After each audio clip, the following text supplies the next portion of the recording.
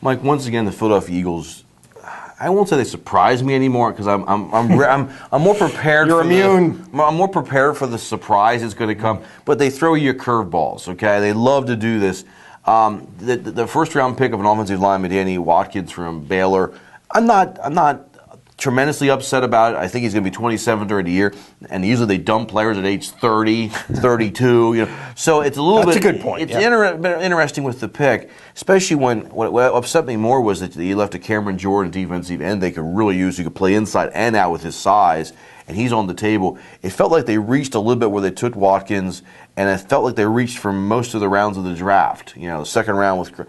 So I'm probably going to give them a C, whereas people like the Giants that instead of reaching or even filling needs sometimes looked at the best available player and took a cornerback from Nebraska who was supposed to be top 10, top 12, and then take a defensive tackle, which they don't need, but he's that good. It's like, I don't know, the Eagles just could have done some of that and didn't. It seems like this year, and I'm not nearly as into this as I should be to just make comprehensive statements about it, but it just seems to me that there was a stark contrast this year between teams that picked for need and teams that picked best player available. And I think both ways actually worked. I think, for example, the New Orleans Saints, for example, got an offensive lineman that they specifically needed and got a running back that you specifically needed. I don't know if I like the idea of taking a running back real high, but they got Mark Ingram from Alabama, and they are really in need of a running back. So that's a team that, and then you have the Detroit Lions,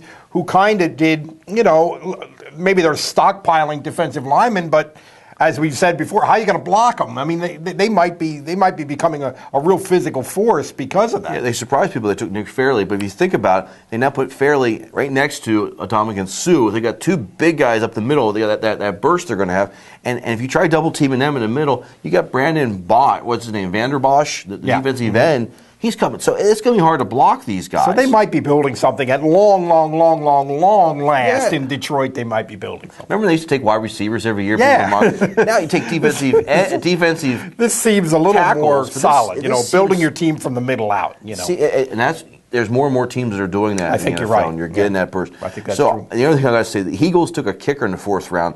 Don't have a big problem with that, although it seemed a little bit early. But they wanted to get the best guy ever. I mean, this guy statistically, 90% of his kicks he made. David Akers is all upset. You're a kicker, first of all. Don't get too upset. Second of all, he didn't sign the tender for the Eagles. So what are the Eagles supposed to do? Wait and hope they get him, and then he left with nothing if he signs elsewhere? They've got themselves a little bit of a backup plan here, a little bit of assurance they've got themselves. Clearly that's what they did, and it might be it's signaling that it might be the end of the Akers era, which has been a pretty good era, actually. The guy can punt, too, they picked up, and did very well inside the 20 as a punter. So they did okay. Media coverage of this thing. I watched a little bit of both ESPN and the NFL Network. But what's your take with what you were seeing? Just something there's just something specific here that really stuck in my craw a little bit, because it reminds me a little bit of all things weather forecasting, where there's no way that the weatherman can actually figure out the Earth's atmosphere. It's the Earth's atmosphere, for God's sake. Of course it's complicated. Only God knows that. But they sell us on the idea that they can, and that's how they market local TV news. Well, ESPN sells us on the idea that we can break down this draft for you, okay? And then when the Minnesota Vikings take Christian Ponder with the number 12 pick, I think it was, and everybody thinks they reached. And then we have Herman Edwards on ESPN saying, well, it just depends what kind of flavor of ice cream do you like? I mean, I like one kind, you like another kind. No.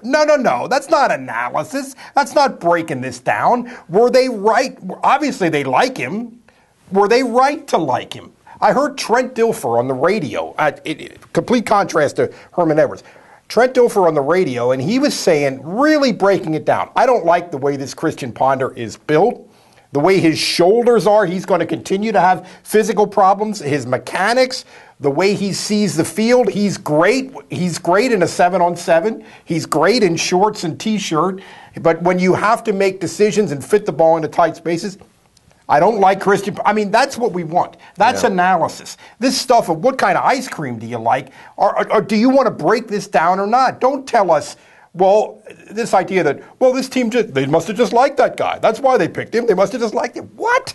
Break it down I a like little cookies and bit. cream, but the other day I went with Snickers because I knew I'd have cookies and cream later on. Almost and exactly I could get my it point. later on. Thank you, Stark. That's my point. Thank you.